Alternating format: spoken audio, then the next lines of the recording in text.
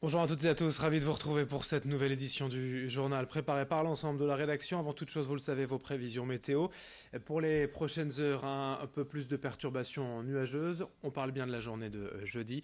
Pour ce mercredi, pas de souci, le soleil est au rendez-vous. En revanche, ce jeudi, le retour de quelques nuages, sans pluie, avec parfois même vraiment de la grisaille annoncée. On aura en tout cas des températures stables et de saison, 25 degrés à Lille, 20 degrés sur la côte, notamment à Boulogne. Les prévisions météo complètes après ce journal.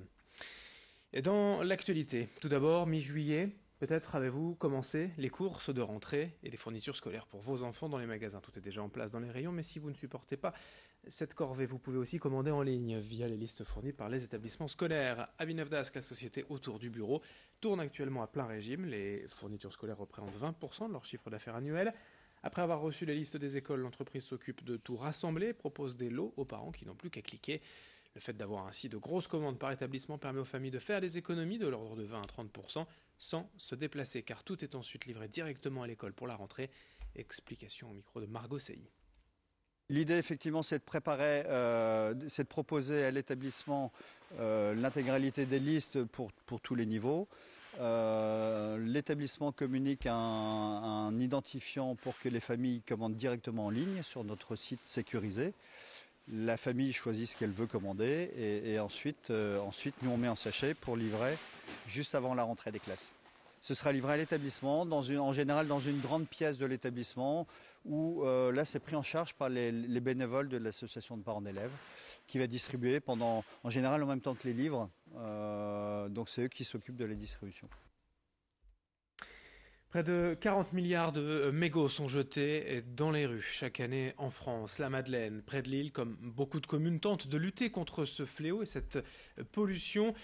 Pour la mairie, le problème est d'autant plus visible au niveau des axes de transport en commun, devant les arrêts de bus notamment. C'est pourquoi la ville vient de lancer un concept de cendrier urbain innovant, simple avec un réservoir unique. Ils vont permettre de traiter les mégots que les fumeurs jettent ici. Pour l'instant, c'est un prototype en cours devant la mairie, mais à terme, 6 cendriers vont trouver place devant les grandes stations de tramway et de bus. Des cendriers imaginés et fabriqués localement, un objet urbain qui veut répondre aux enjeux, notamment de Lille, capitale mondiale du design. Il faut ensuite retraiter, bien évidemment, l'intérieur et les mégots, mais c'est un coût négligeable pour la commune, selon l'élu rencontré par Xavier Silly. Un prototype ici, on l'essaye parce qu'on regarde si ça fonctionne, la manutention, etc. Ensuite, on le déploie, on aura 6 cendriers donc pour chaque arrêt de tramway sur la Madeleine, je le disais tout à l'heure, Romarin, Botanique Saint-Maur. Et ensuite, on peut l'imaginer se déployer un peu partout dans la ville, notamment aux endroits où finalement il y a le plus de mégots, on constate le plus de mégots par terre. Je rappelle qu'effectivement, plus de 2000 substances chimiques dans un mégot, et que quand on le jette comme ça, et c'est l'habitude malheureusement, on peut le déplorer des fumeurs, un mégot peut polluer jusqu'à 500 litres d'eau. Et donc, quand on le jette comme ça dans le fil d'eau, dans le caniveau, ça va naturellement finalement contaminer nos cours d'eau. En bref, dans l'actualité, la suppression de 800 postes chez Castorama et Brico Dépôt confirmée. Les accords majoritaires ont été signés, sauf FO et CGT, qui n'ont pas signé l'accord. D'ailleurs, on en reparlera. Le magasin Brico Dépôt de Calais et Castorama de Lille, LM, vont donc bel et bien fermer dans les prochains mois. Là encore, on y reviendra. Dans ce journal et également à Dunkerque, selon le phare dunkerquois, 6 millions d'euros vont être investis pour réhabiliter la tour Victor Hugo. Le bailleur Partenor Habitat vient de l'annoncer après plusieurs réunions organisées avec les riverains et les habitants. Un vaste chantier pour les prochains mois à Dunkerque, 6 millions d'euros investis pour rénover la tour Victor Hugo. Dans ce journal, et également, on enchaîne à Saint-Omer en passant par le centre-ville et la place Foch. Ces dernières années, vous avez sûrement remarqué ce vieux bâtiment à l'abandon, l'ancien siège de la Banque de France, laissé vide depuis 2006, comme une grosse tache au cœur du centre-ville. Après des années d'attente et de projets avortés, la bâtisse de 1700 mètres carrés a enfin un nouveau propriétaire. C'est le promoteur immobilier Duval qui a racheté l'ensemble avec l'objectif d'aménager des logements haut de gamme et des commerces.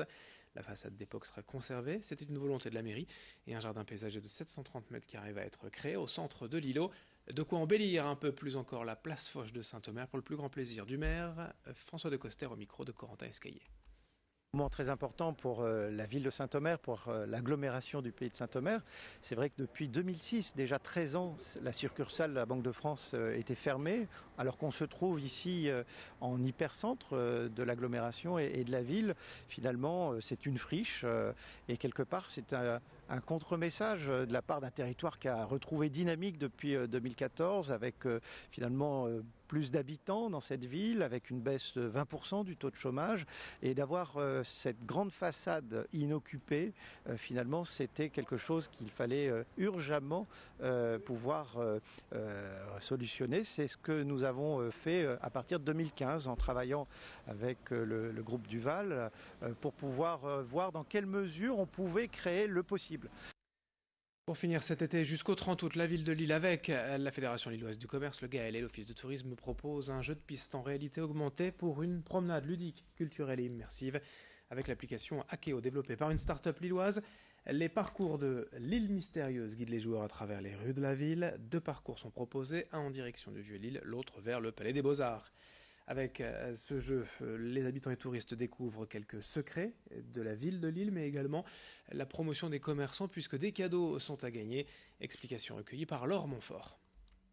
On a eu une occasion qui s'est présentée à nous de pouvoir travailler sur le fait d'aller non pas revitaliser le centre-ville parce qu'il est déjà bien vital, mais de pouvoir le faire appréhender sur un angle un petit peu différent par les différentes personnes qui viennent le visiter, les touristes, les clients habituels, les habitants de la ville, et on a trouvé là une belle opportunité de le faire.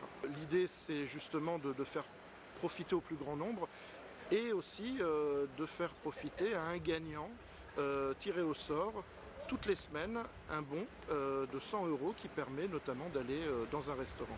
Il y a d'abord et avant tout le fait de pouvoir, en s'associant avec les commerçants, pouvoir faire découvrir les commerces de la ville et puis au-delà du commerce aussi faire découvrir la ville, ses secrets, ses mystères, ses trésors cachés.